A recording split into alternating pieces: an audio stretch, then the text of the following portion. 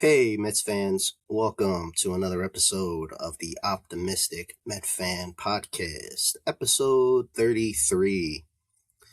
So, in today's episode, we will be discussing the WBC, the World Baseball Classic, as well as Juan Soto's comments of the MVP, which I think kind of ties in.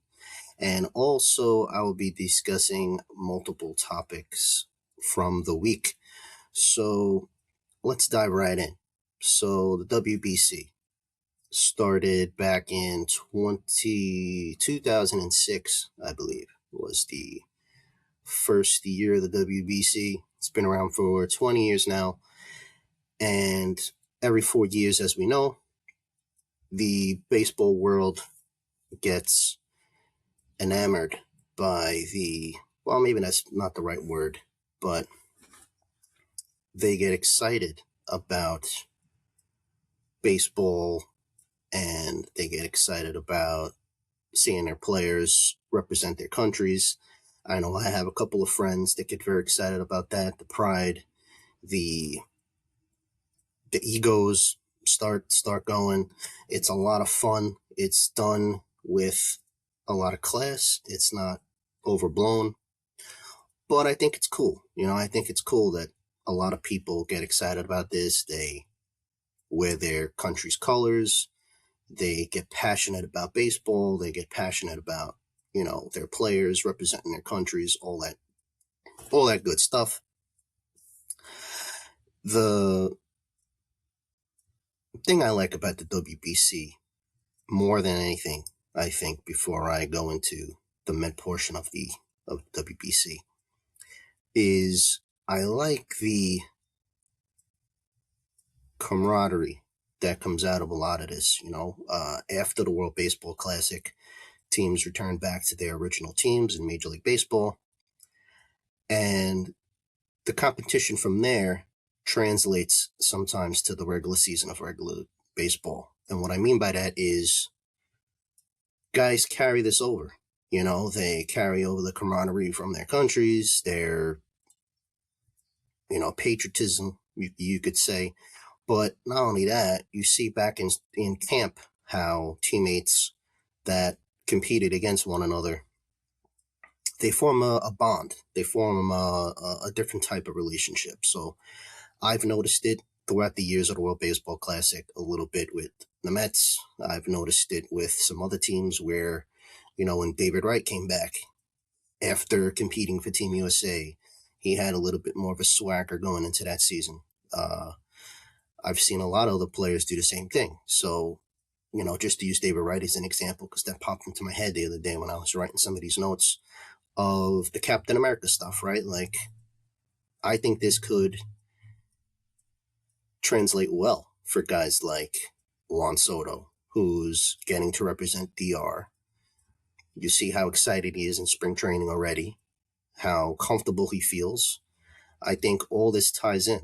I think this is going to catapult him to have a great season. Now, you got these other people that don't like the WBC for not the same reasons I just said, but they feel guys can get hurt. I've heard on sports radio people are worried about Nolan Mclean getting hurt or Clay Holmes getting hurt. Pitchers are going to get hurt. Whether they pitch for their spring training team or they pitch for the World Baseball Classic, they're still going to be pitching no matter what during the preseason, during the spring training. So if they get hurt, they're going to get hurt. To blame a tournament or try to downsize this tournament and say, oh, I don't want guys to play. I don't want Juan Soto to play. Yankee fans, I don't want Aaron Judge to play. Not that I've heard Yankee fans say they don't want him to play, but just using him as a polarizing figure. Ohtani's been in every single World Baseball Classic, has he not? I think he has been. So to be afraid of getting hurt, I think is silly. I think it's more about representing your country, feeling good about it, and just getting baseball back. It's a good feeling. I'm going to be excited about watching a lot of these games. I saw the opening game between Australia and Chinese Taipei. Really good game. It was still kind of spring training ish.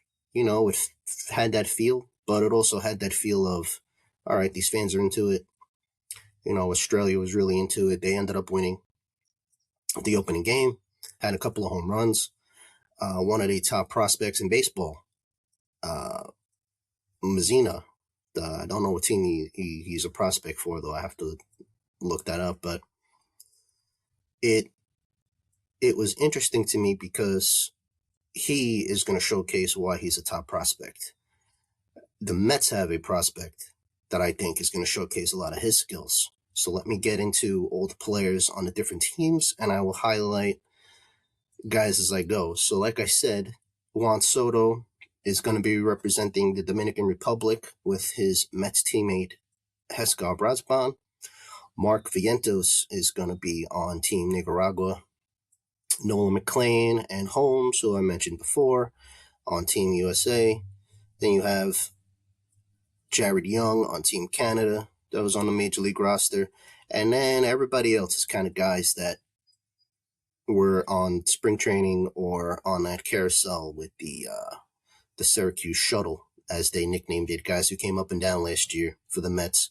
So you have this guy named Stock, Simon, Gerber, and Blum. Those four gentlemen are going to be playing for Team Israel. You got Alex Correa, and Duarte. They're going to be playing for Team Mexico. You have Hurtado playing for Team Cuba, Jose Ramos playing for Team Panama, Jose Guzman playing for Team Venezuela, Cornela playing for Team the Netherlands, and then you've got my boy, one of the most exciting prospects, guy who I'm going to be highlighting today a little bit, thinking he's going to be an X factor, Nick Morbido for Team Italy. Now that rounds out to a lot of players, 17 players. Mets could have had 18 players, but as we all know, Jose Francisco Lindor not able to play in the World Baseball Classic due to an injury to his hamate bone in his fielding hand. Couldn't participate in the World Baseball Classic. I'm a little bit disappointed because I'm a big Lindor fan like everybody else. My son's a little disappointed that he was hurt during spring training, but it is what it is. For situations like that, I think it's good to take into account that the regular season is still important. So I'm glad that he got the surgery done, that he could be fully healthy. Lindor's been hurt the last couple of seasons, battling through injuries. Not that that's an excuse for the guy, but I feel like, Lindor himself will be a better version of himself come spring training. And come regular season. So with this injury. So it is what it is. Team Puerto Rico will miss their captain. But yeah, so 17 guys in the World Baseball Classic. I thought that was fairly high, considering that they let minor leaguers go to the World Baseball Classic. And 11, this is what I thought was pretty interesting too, pretty cool for the Mets perspective. 11 different countries being represented by the Mets. Pretty darn cool. 11. That's more than half of the teams in the World Baseball Classic represented by the New York Mets. Now, does that actually mean anything? No, that means absolutely nothing. But for this episode, World Baseball Classic episode, I thought it was worth noting. I thought that was a pretty interesting stat, that they're going to be representing more than half of the countries in this tournament. So I look forward to seeing a bunch of those guys. Should be a fun tournament, I think. Top 4 teams in it right now, I would have to rank, would be, if I had to rank it in order of the teams I think are going to win it. If you see the loaded Dominican Republic team, I mean, this team is I wouldn't even call it an all-star team. This is like galactic team. This is incredible what this team has on paper. I rank them number one. I mean, just to name a few names, you got Juan Soto, like I said. You got Manny Machado. You have Fernando Tatis Jr. You have Julio Rodriguez. You have Vladimir Guerrero Jr. You have Ketel Marte. You have Guillermo Perdomo. I mean, just to name a few, right? Like, that's not, just to name a few guys. I don't know. That seems pretty steep to me. Plus, you got Austin Wells of the Yankees. On the pitching side, you have Sandy Alcantara, and you have Luis Severino. Not too shabby for the team Dominican Republic. So good luck to everybody who has to face that team. But other teams that I think are favored are obviously the defending champion Japan team. They're always loaded. You got Otani, you got Yamamoto, you got Akamoto, who's recently signed with the Major League Baseball. You got Murakami, who's also part of Major League Baseball now. Just to name a few of those guys, that's incredible lineup right there. You got Team USA with Aaron Judge, Bobby Witt Jr. You got Pete Crow Armstrong. Who else? You got Kyle Riley, Bryce Harper, Kyle Schwarber. Pretty loaded United States lineup as well. Pretty happy to have a lot of those guys on the team. Plus, on the pitching side, you have the reigning Cy Youngs. Not only the reigning MVP and Aaron Judge, but you have the reigning Cy Youngs with Paul Skeens and Tarik Skubal. I don't remember a team that had all of those guys, on the same roster of the World Baseball Classic. To have both reigning Cy Young Award winners plus the reigning MVP, that's pretty impressive for the United States side. I know Mark DeRosa made a point to say he wanted to get the best of the best on this team this year. He felt slighted the last time when they lost in the championship. So good luck to Mark DeRosa. But the other two teams I mentioned are pretty stacked. Then you have Team Venezuela with Eugenio Suarez and Christopher Sanchez, to name just a few of those guys on Team Venezuela. So those are my top four that I think could really make an impact with the World Baseball Classic. And then, you never know. You have your Cinderella teams. I mean, it's going to be 8 teams that are going to advance to the elimination rounds. So, this is a tournament that, just to give some insight, you have 4 pools of teams, okay? 5 teams each. And then the top 2 teams will get in to the elimination rounds. And then those 8 will battle it out in an elimination style winner-take-all format. So, other than those 4 teams, who knows who will make the actual 8? There's always teams that surprise you.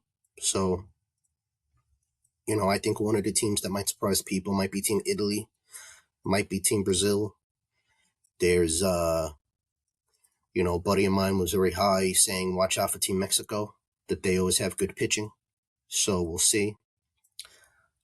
I think it's going to be a fun tournament. I think, as the week goes on, I'll go on my TikTok page, follow me on TikTok at Optimistic Met Fan. I will be highlighting some of the games on there as well, giving you up-to-date analysis of it. So I'm pretty excited about that. And let's move on. So who will a Met represent WBC in the championship? Now, like I said, we have 11 teams represented. I don't think a lot of them are going to be favored, as I said. But, let's see. 2 of the favorites are DR and the United States. So I could definitely see, or it would be really cool, if the championship was the Dominican Republic versus the United States. How intense for Met fans would it be to have Nolan Mclean trying to close out a game, or Clay Holmes trying to close out a game against Juan Soto? I think that'd be pretty exciting. So we could have that. Do I think the Mets will represent a champion? I'm very high that they will have a shot to win the WBC. Whether that's Team United States with Mclean and Holmes, or if that's Team Dominican Republic with Juan Soto and Hescar Brasban, I think there's a 50-50 chance that a Met might make it to the championship. That'd be pretty cool to have that hardware going into the 2026 season, and to really give the players momentum, like, being proud that one of their teammates won the tournament. That could just elevate the season for the New York Mets. I know that that's far-fetched. I know that might not be a popular comment to make, that, just because they win the WBC, that they'll have a good 2026 season. But like I said, this is momentum. This is like anything else in spring training. This is, them getting their confidence up. So I could definitely see that. Who's going to stand out in the WBC? I thought about this, and everybody would say, Juan Soto, or, Mark Vientos, the common names on the Mets roster. I wanted to go a little bit off that. I wanted to make a bolder prediction of who I thought would make the X factor, my standout of the tournament. I'm going to go with Nick Morbido. I think in Team Italy, he's going to get a chance to play. He's going to get a chance to start. He's going to get a chance to showcase every single skill that he has, from his plate discipline to his defense, everything. I think Nick Morbido will and can stand out in the WBC. And also Nolan Mclean. This is a chance for Nolan Mclean to prove that he's as good as he is, that he's a future ace of the New York Mets, and that he could really surprise people, really put his name on the map. I know it already is, but I think, again, this is to get ready for the 2026 season. I think Nolan Mclean could 100% be that X factor from the pitching side, and Nick Morbido could be that X factor from the everyday player side. I think these two young guys are going to be very important for the New York Mets in 2026, and I can't wait to see them in the WBC. So those are my two X factors for the WBC. Now, on to that Juan Soto news that I hinted at the beginning of the show. Juan Soto, when he puts his mind to something, usually succeeds. Okay? I paused a little bit there for effect, because a lot of people think that when Juan Soto says something that it's not true, or that, it's just smoke and all this other stuff. A little bit of a history lesson for all you guys about Juan Soto, and why I'm so high on Juan Soto.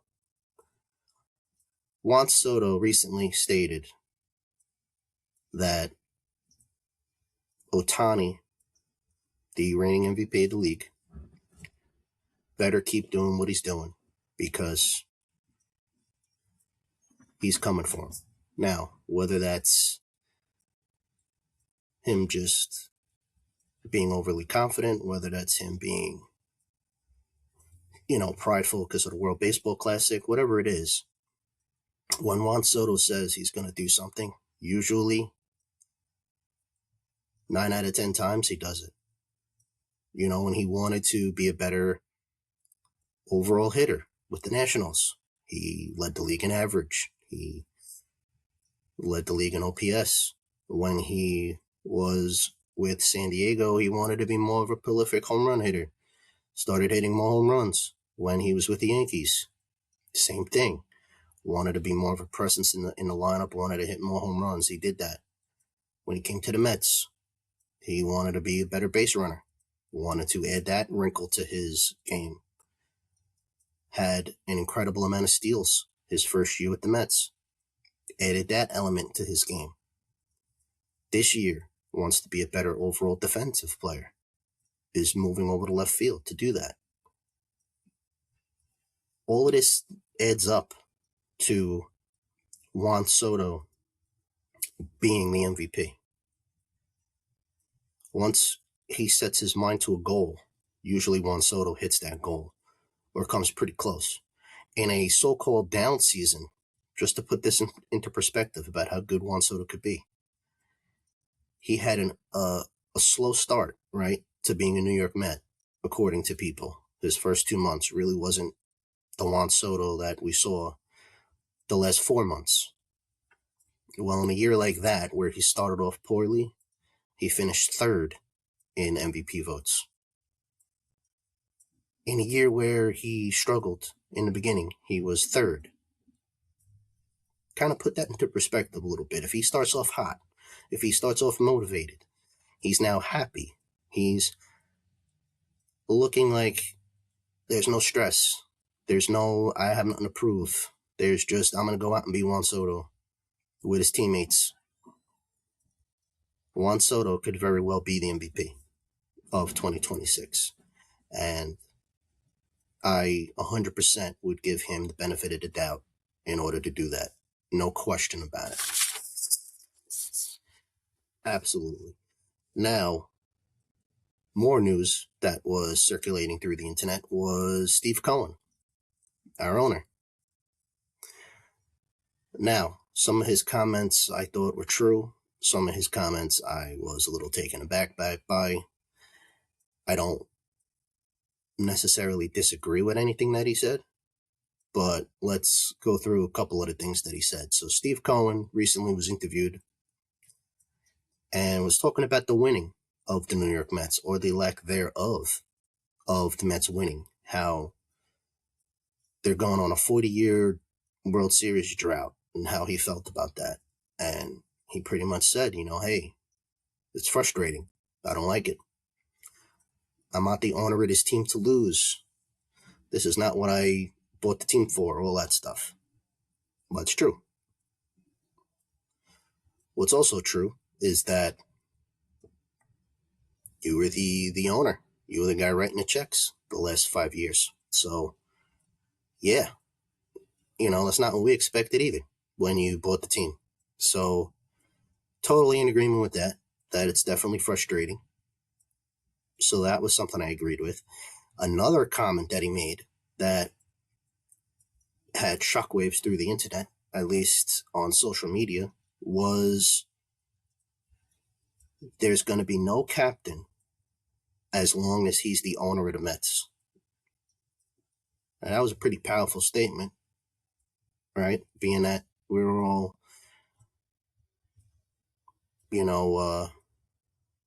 hoping, trying to look for the right word there, hoping or petitioning for Francisco Lindor to get the C, to get the captaincy on his jersey. Thought that it was overdue, thought that it made sense when David Wright gave it up because he was the last captain of the Mets. But Steve Cohen said, he goes, not while I'm the owner of the New York Mets. I believe that stuff gets taken care of in the locker room, year to year. Let the locker room sort that out. Well, that's all well and good, but when a guy earns it, when a guy wins over the fan base, like Francisco Lindor did, like he had to after coming over here in 2021, when he won the Mets over with his heart and dedication, with his enthusiasm, he had every single right, or still does, to wear the C on his uniform.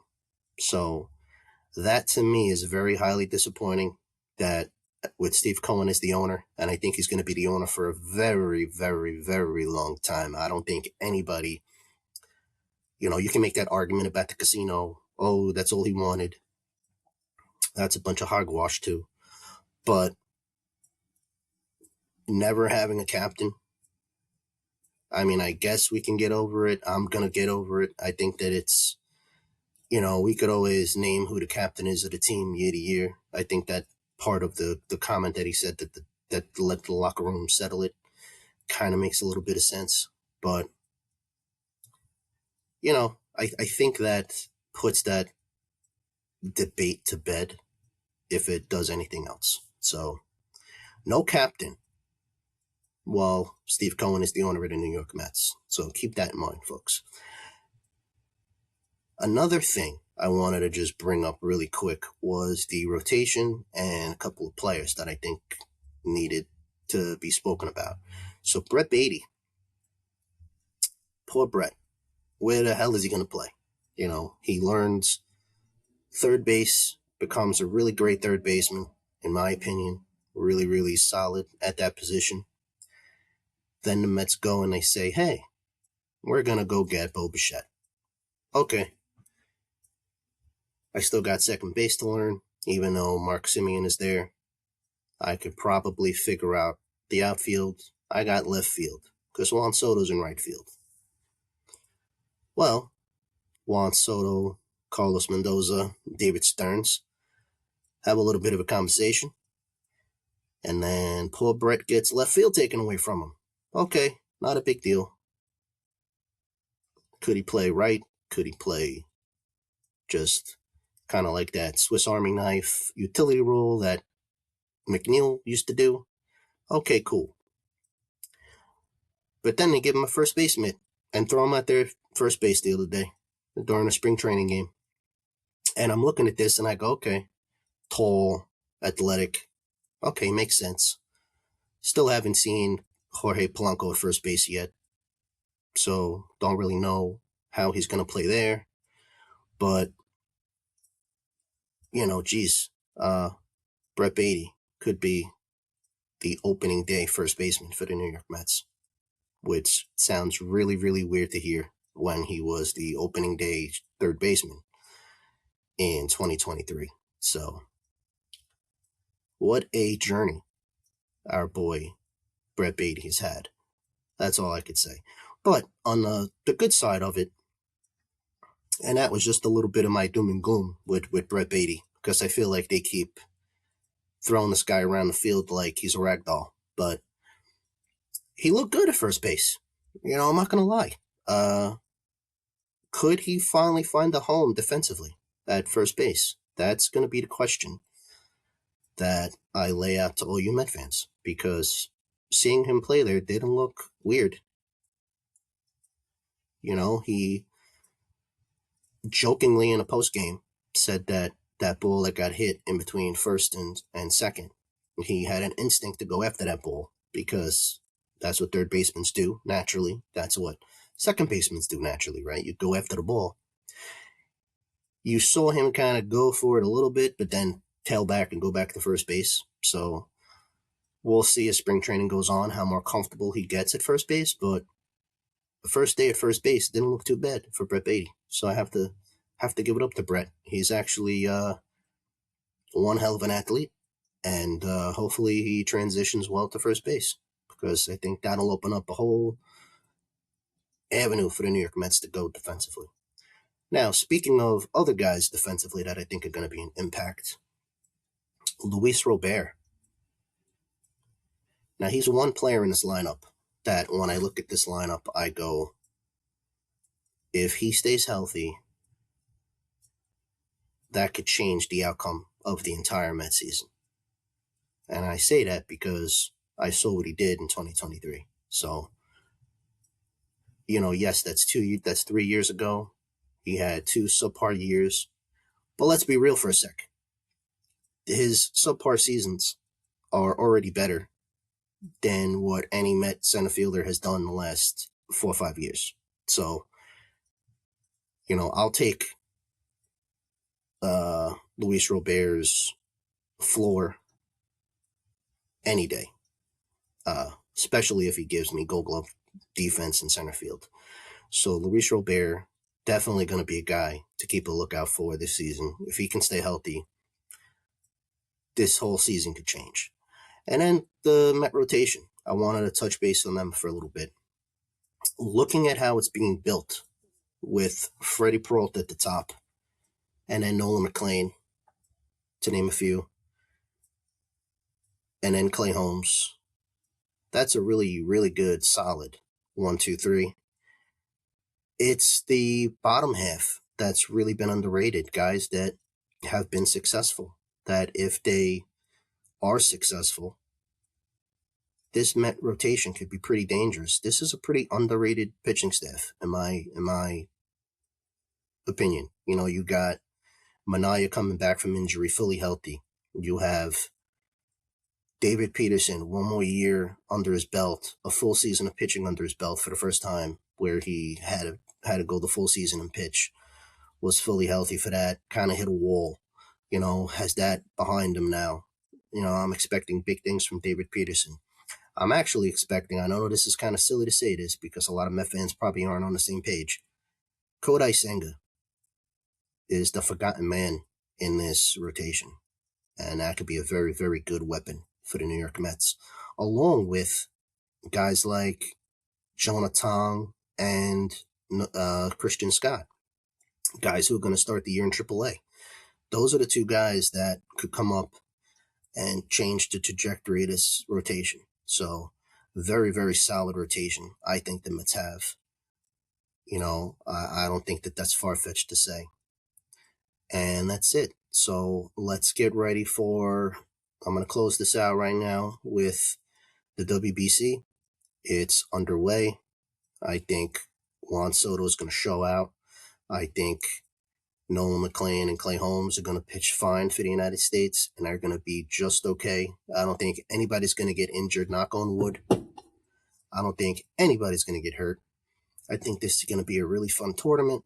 I think the Mets have a lot of good things going for them behind the scenes that I mentioned with a couple of my topics here today, and I'm very excited to bring you guys this episode. WBC is going to be airing on Fox and Fox Sports 1 March 5th through the 17th. So check that out.